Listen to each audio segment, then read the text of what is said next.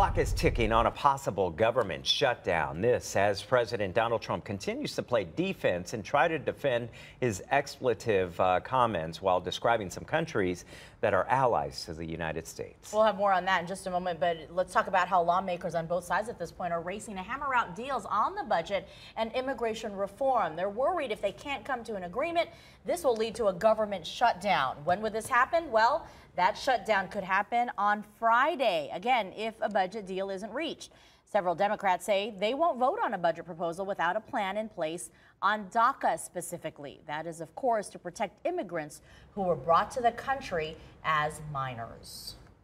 And as I mentioned a short while ago, this morning the president is dealing with that fallout from some controversial statements he made during a meeting last week in the Oval Office. The president is accused of using an expletive to describe Haiti, El Salvador, and African nations, allegedly saying he would rather welcome people from Norway. He now denies that language and is defending himself against charges of racism. No, I'm not a racist.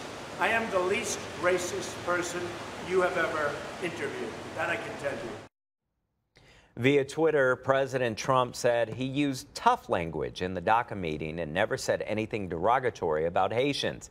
In his tweets, Trump also mentioned the idea of recording future meetings due to a lack of trust. However, several members of Congress on both sides of the aisle have come out saying the president did say what he's accused of. Arizona Senator Jeff Flake appeared on ABC's This Week and talked about those disputed comments attributed to the president. And he says he was there after the meeting. They said those words were used before those words went public. So that's all I can tell you is I heard that account before the account even went public. Now, Senator Flake mostly focused on the president's attacks on the media, from the claims of how many people actually attended the inauguration to the upcoming fake news awards created by the president himself. Flake says these attacks are just dangerous. When you reflexively refer to the press as the enemy of the people or fake news, that has real damage. It has real damage to our standing in the world.